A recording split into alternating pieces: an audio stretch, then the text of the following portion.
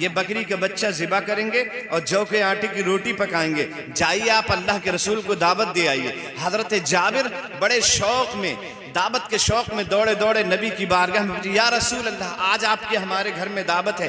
آقا فرماتے ہیں اچھا جابر آپ کے یہاں ہماری دعوت ہے؟ اور سرکار علیہ السلام کو کئی دن کا فاقہ تھا اور صحابہ کرام کو بھی کئی دن کا فاقہ تھا۔ حضرت جابر رضی اللہ تعالیٰ عنہ جیسی دعوت دی اللہ کے رسول کو، اللہ کے رسول فرماتے ہیں صحابیوں جلدی آؤ جلدی آؤ، ابو بکر تم بھی آؤ، عمر تم بھی آؤ، عثمان تم بھی آؤ، حیدر تم بھی آؤ، طلحہ تم بھی آؤ، زبیر تم بھی آؤ، عبد الرحمن تم بھی آؤ، آؤ سلمان تم بھی آؤ، جلدی آؤ۔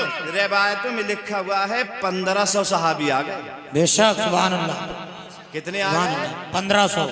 جب 1500 صحابہ کا مجمع ہو گیا تو اللہ کے رسول فرماتے ہیں صحابہ آج جابر کے یہاں ہماری دعوت ہے۔ بے شک سبحان اللہ۔ اور آپ یہ مت سمجھنا تنہا میری دعوت ہے، آپ بھی اس میں شامل ہیں۔ بے شک۔ حضرت جابر کے دل ہی دل میں یہ ہونے لگا چھوٹا سا بکری کا بچہ ہے، تھوڑا سا آٹا ہے جو کا، اور ہم اللہ کے رسول کو دعوت دینے آئے تھے، یہاں 1500 صحابہ کو حضور نے دعوت دے دی، سمجھے؟ لیکن حضرت جابر رضی اللہ تعالیٰ عنہ کچھ نہیں بولے، دوڑے دوڑے اپنے گھر آئے اور اپنی محترمہ سے کہنے لگے محترمہ اللہ کے رسول کو جیسے ہی میں نے دعوت دی حضور نے تمام صحابہ کو بلانا شروع کر دیا اور 1500 صحابی اکٹھے ہو گئے اور سب کو اللہ کے رسول نے دعوت دے دی ہے۔ آٹا تھوڑا سا ہے، بکری کا بچہ چھوٹا سا ہے، یہ پورا کیسے ہوگا؟ محترمہ کہتی ہیں جس کی دعوت کر کے آئے ہیں وہی پورا فرمائیں گے۔ بے شک سبحان اللہ۔ مرو پورا میں جس کا جلسہ منانے آئے ہیں وہی لاج فرمائیں گے۔ بے شک بہت خوب ماشاءاللہ۔ وہ اپنے چاہنے والوں کو کبھی تنہا نہیں چھوڑتے۔ عیسائی کہتے ہیں کہ وہ تمہارے نبی کی تو کوئی ایسا معجزہ قرآن کی آیت سے ثابت ہے ہی نہیں، سمجھے؟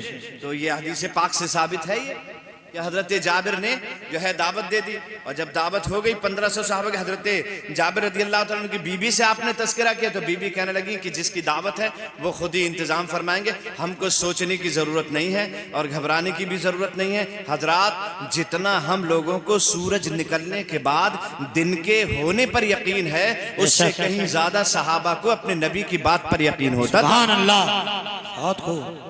اس سے کہیں زیادہ یقین ہوتا تھا کہ جس کا انتظام ہے جس کی دعوت ہے وہ خود ہی پورا فرمائیں گے۔ حضرت اس کے بعد انتظام ہونا شروع ہوا، حضرت جابر نے بکری کے بچے کو ذبح کیا اور آپ کی اہلیہ نے آٹا گوندنا شروع کر دیا۔ جب بکری کا بچہ ذبح ہو گیا، بوٹیاں تیار ہو گئیں، محترمہ کو اجازت مل گئی کھانا تیار کیا جائے۔ ادھر کھانا تیار ہو رہا ہے، جب کھانا تیار ہونے کے قریب ہوا حضرت جابر سے عرض کرنے لگی جائیے اللہ کے رسول کو بلا لائیے۔ حضرت جابر نکل گئے اللہ کے رسول کو بلانے کے لیے۔ ادھر کیا معاملہ ہوتا ہے؟ حضرت جابر کے 2 بیٹے تھے، ایک بچے دونوں کم سے تھے، ایک کی عمر تقریباً 7 سال کی تھی اور ایک کی عمر تقریباً 9 سال کی تھی۔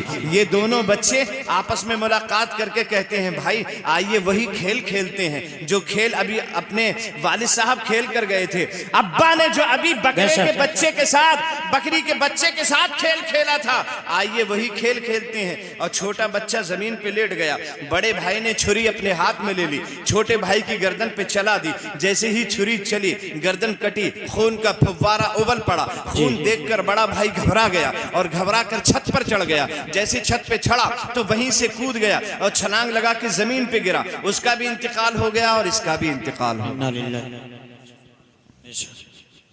حضرت جابر کے گھر میں اللہ کے حبیب کی دعوت، آپ گئے ہیں دعوت دینے اور ادھر دونوں بچوں نے وہی کھیل کھیلنا شروع کر دیا اور کھیلی کھیل میں دونوں بچوں کی ہو گئی شہادت۔ جیسے ہی محترمہ نے دیکھا دونوں بچے انتقال کر گئے، آنکھ سے آنسو چھلک پڑے، لیکن جو ہے ضبط کر لیا اور دونوں بچوں کو اٹھا کر کمرے میں لٹا دیا، اوپر سے چادر ڈال دی اور رونا پیٹنا جو ہے شروع نہیں کیا، نہ رو رہی ہیں۔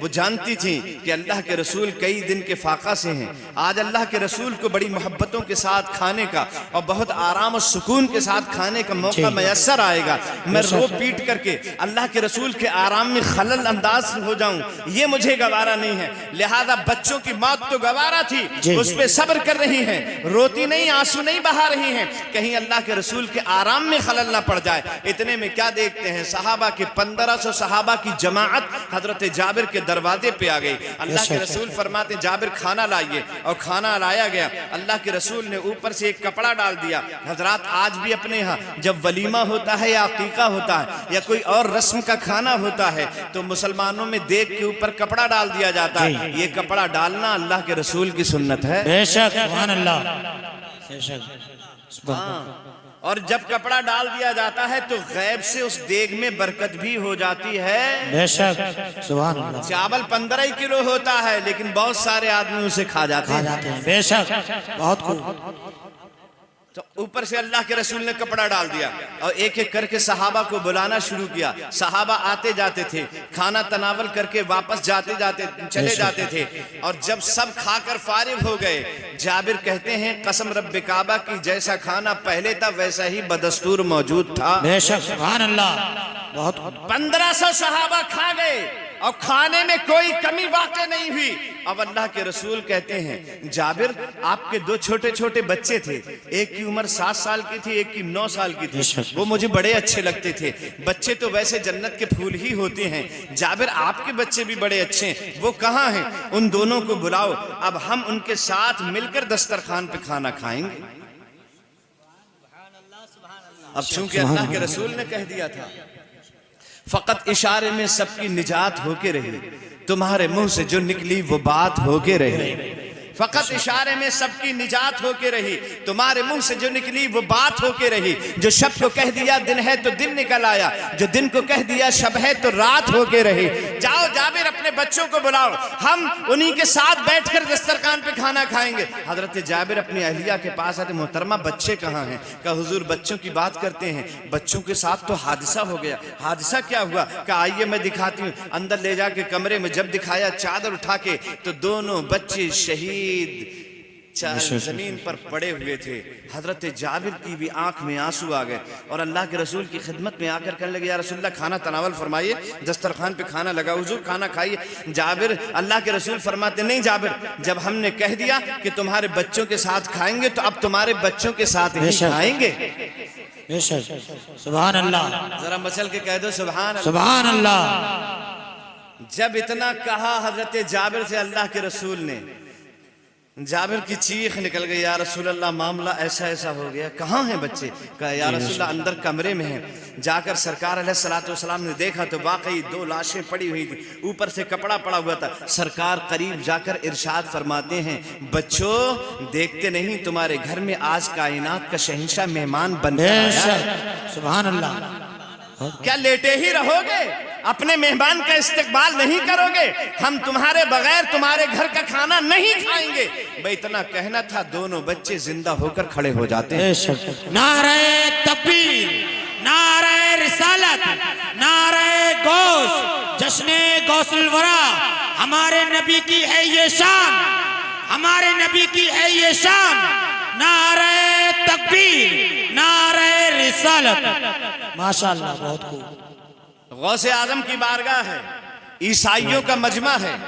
عیسائی کہتے ہیں تمہارے نبی نے کوئی مردہ زندہ نہیں کیا، ہمارے نبی نے مردہ زندہ کیا، قرآن کی آیت سے ثابت ہے۔ غوث اعظم فرماتے ہیں نادانو میں نبی نہیں ہوں، غلام نبی ہوں۔ کیا بات ہے، سبحان اللہ۔ رسول نہیں ہوں، غلام رسول ہوں۔ بتاؤ کب مردے کو زندہ کرنا ہے؟ بے شک سبحان میرے اللہ۔ نبی کی نبوت پہ اور میرے نبی کے معجزے کا انکار کرتے ہو؟ ارے تمہارا جو نبی ہے، پیغمبر ہے عیسیٰ علیہ السلام، ان کی شان یہ ہے کہ وہ مردوں کو زندہ کر دیتے تھے۔